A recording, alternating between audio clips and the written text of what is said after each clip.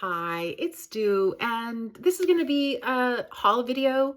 It's going to include books that I found for used at independent bookstores that I hadn't been to before. I went to some bookstores.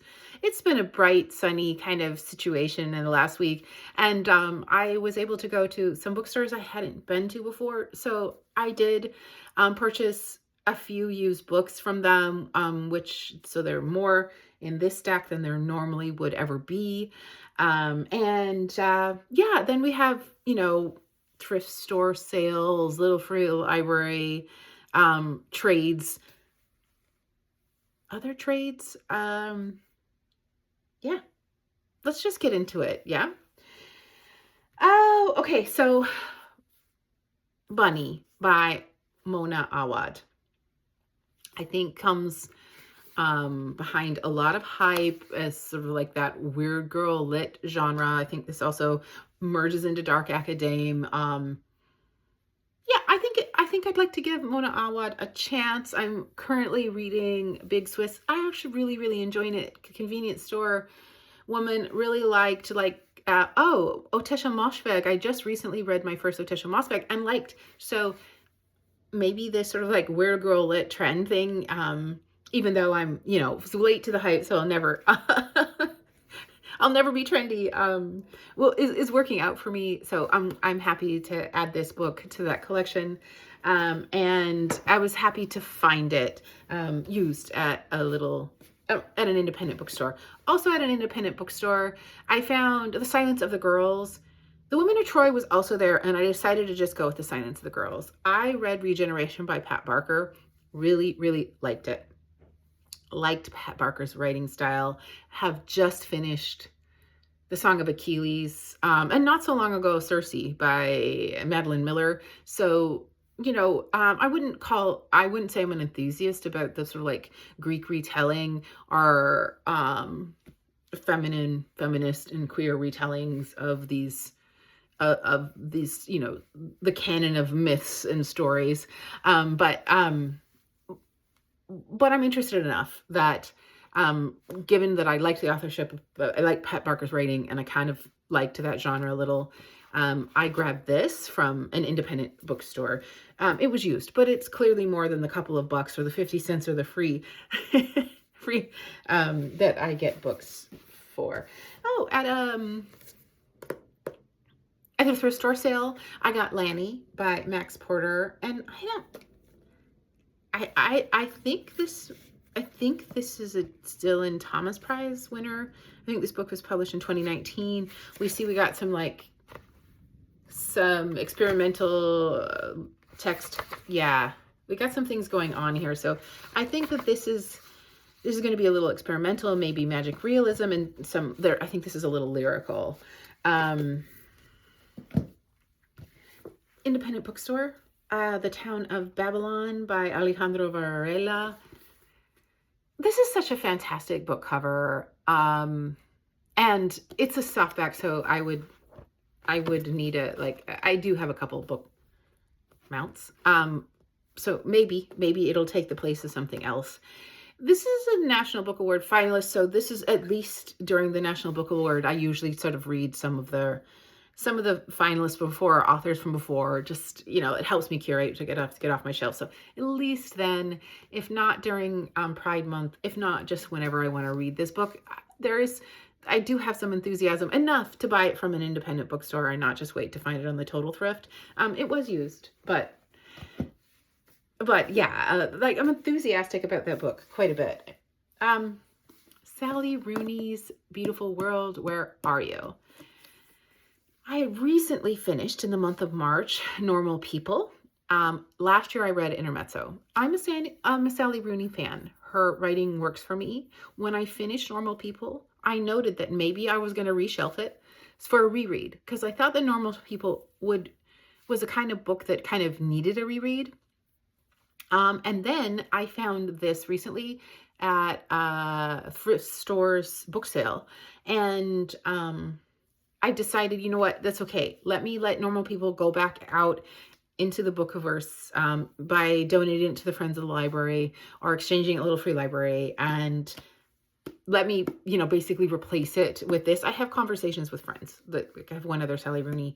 And then if Normal People comes back to me, it'll be the time to reread, because I'm trying to be really careful about, not holding on to books. I want, like, this whole thing that I'm doing is circulating, with a couple of exceptions of a couple collections I do just want to hold on to. And yeah, I was on the fence a little about Sally Rooney, but I decided to let that one go. And this finding this one, The Beautiful World, Where Are You, help me make that decision that, okay, before I get to that reread, let me actually read her catalog, which I keep finding. Also recently, very, very recently finished Kira Jane Buxton books. It was Hollow Kingdom.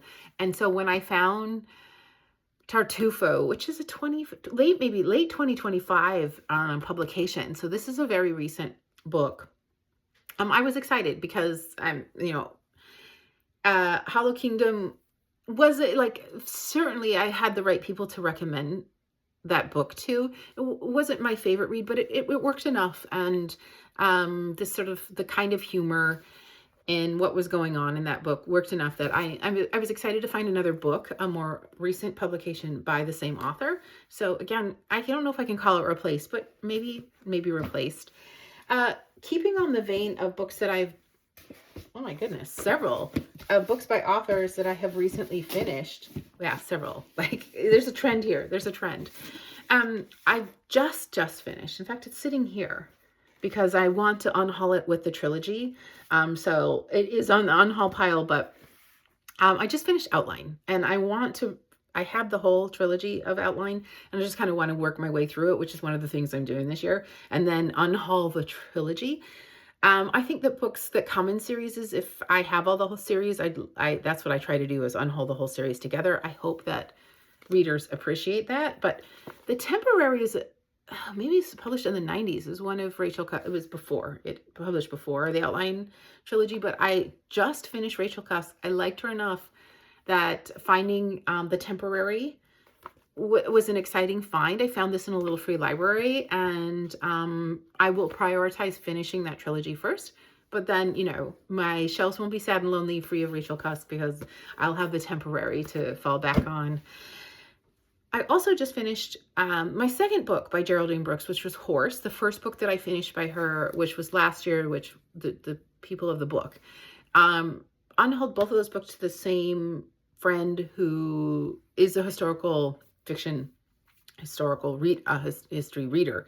And so I was excited to find Caleb's Crossing by Geraldine Brooks, because I just finished an Unhauled a Geraldine Brooks book. And again, I didn't necessarily call it replace, but it can keep March and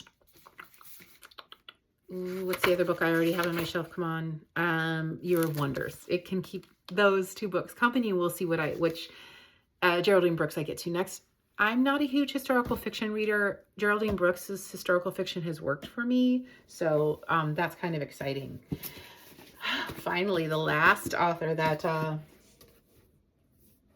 I just recently finished a book from is Bryan Washington. I recently just finished Family Meal.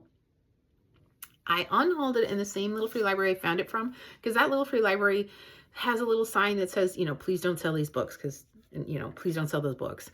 And it says, and return them if you can. So I am to understand that some owners or stewards or some stewards of these little free libraries kind of treat their little free libraries like they're a library and like it when people return the book. So I don't always do that, but if I can remember, well, I actually pencil inside where I get books, just to make sure that I'm not ever reselling a little free library book.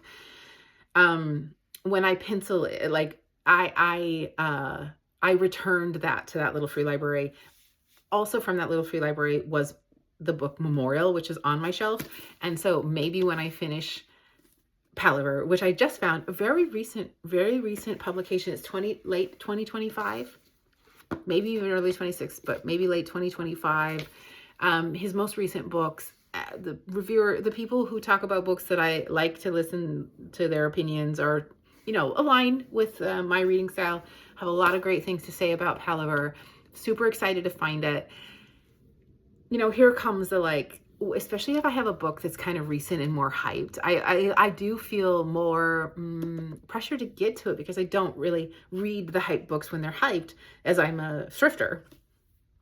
And and I don't need to be one of the cool kids, but sometimes, just reading a book that other people are reading, kind of why I'm reading some prize stuff now, maybe, works. So super excited. This was at the Friends of the Library. It was one of my 2 free books.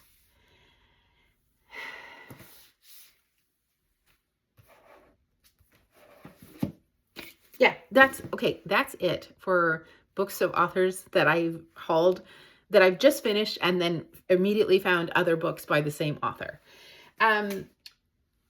In books that I have had on my radar for a while and actually never thought that I'd find. So finding this used and within, because so my limit to spend on a book is at $10, under $10. That's before tax, but this was an under $10 book, and this is Carolina de Roberts Cantores, and the setting of this book is Uruguay, and this is about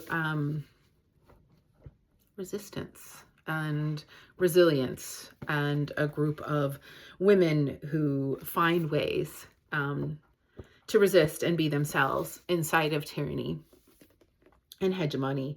And this book has been, I think it's a 2019 publication. It's been on my radar for a while.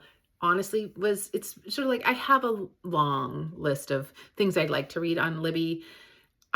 Except for in this last week or two, this little reading sprint of mine, I read one book that I don't have a physical copy of from Libby, where I might, even though I check out more than that because I like to do hybrid or immersive reads, but in my sort of like reading what I'm reading, there's only 1 or 2 that I don't have a physical copy for.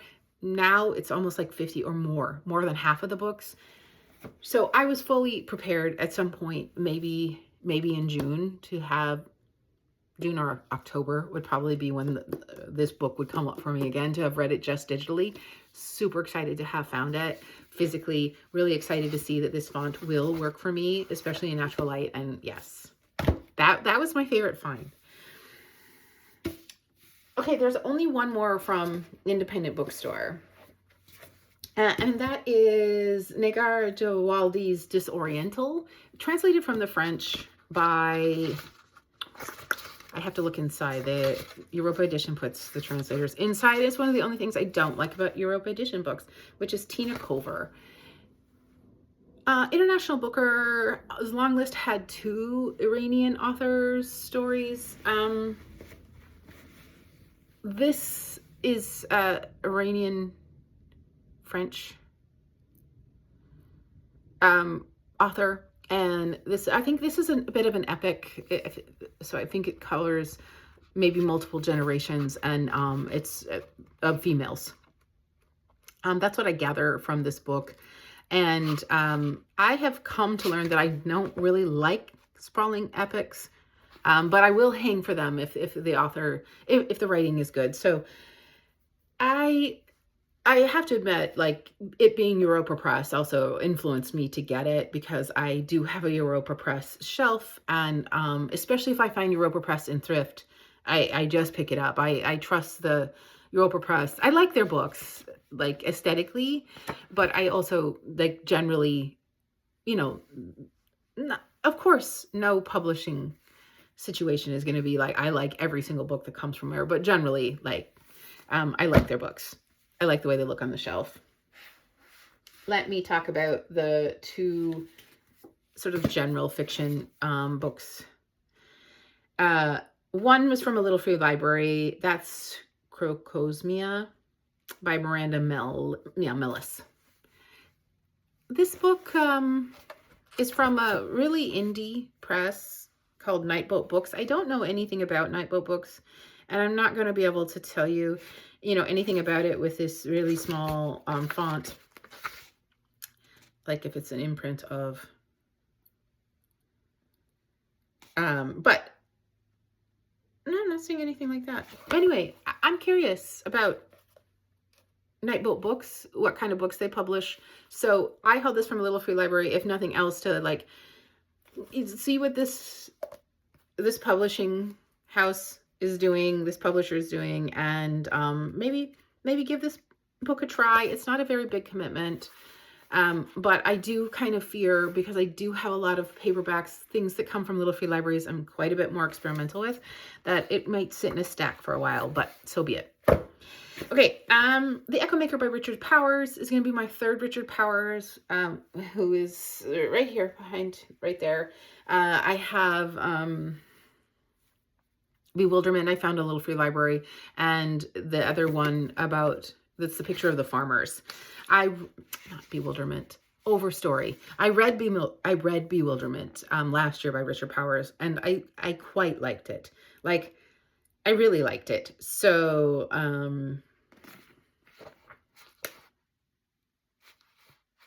so when I saw this on sale at a thrift store, I don't necessarily need to just add more books to, but I felt like, yeah, I could make time for it. Yep. Okay. Last is my bit of a conundrum.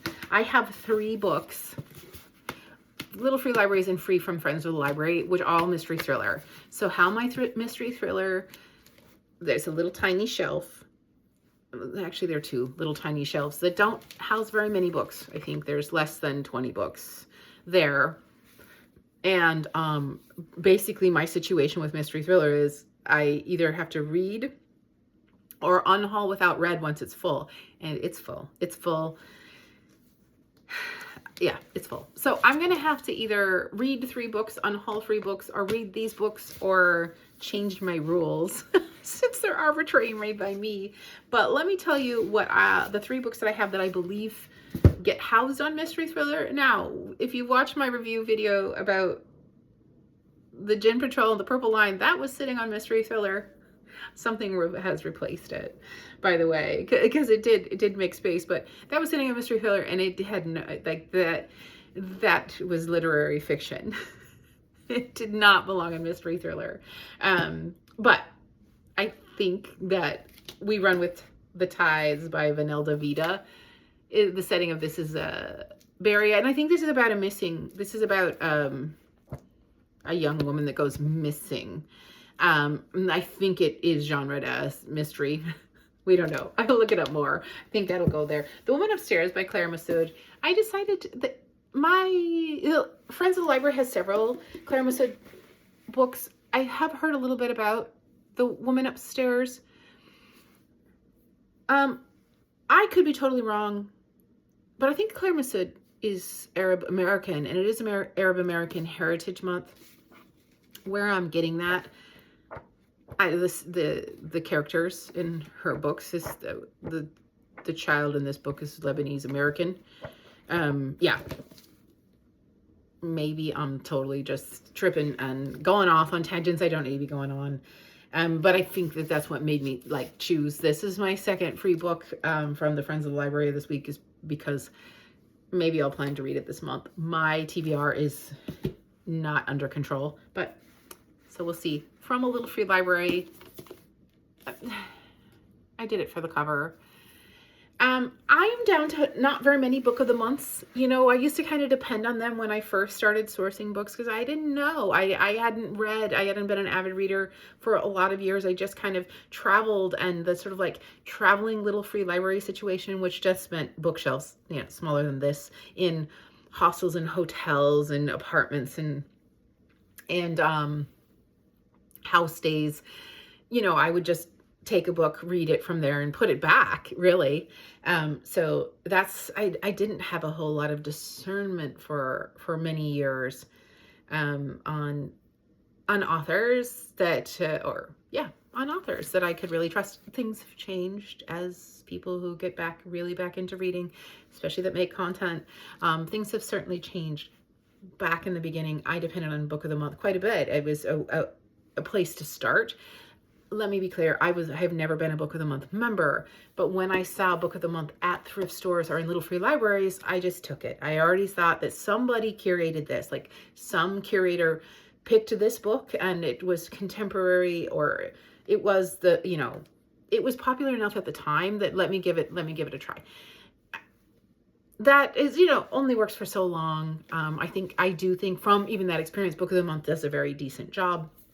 But this is a January 2026. So this is a very recent Book of the Month selection. I believe this is a very recent release. And the cover made me do it. So this is Ashley Elston's Anatomy of an Alibi. And, let's be honest, I have no business keeping this book. Somebody else probably would be so excited to find this book. So I have to, just say, like, these are page turners.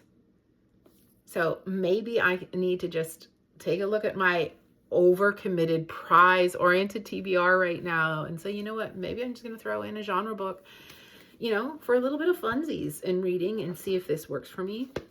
Read it out in the sunshine. So that was a lot of talking about what I'm going to do about this particular book that I have to make fit on the mystery thriller shelf, of which I have no more room. But there we have it. That's my haul. I mean, I unhaul almost everything that I read. I haul for very cheap or free, and I thrift, and it's just such a delight. Even when I went to independent bookstores this week, it was still kind of a scavenge because, you're looking for what they have used. And I did like to have more sort of like, again, I'm going to use the word curated options. That was nice, but I still felt pretty resolved leaving. Like, I find all of these amazing books. So kudos to the city that I live in. These amazing books in little free libraries that I exchange out at the Friends of the Library, bookshop and pop-up book sales and at thrift stores. Yeah, that's all I have to say. Like, still finding great finds and still having a great time with reading. So until the next video, happy reading.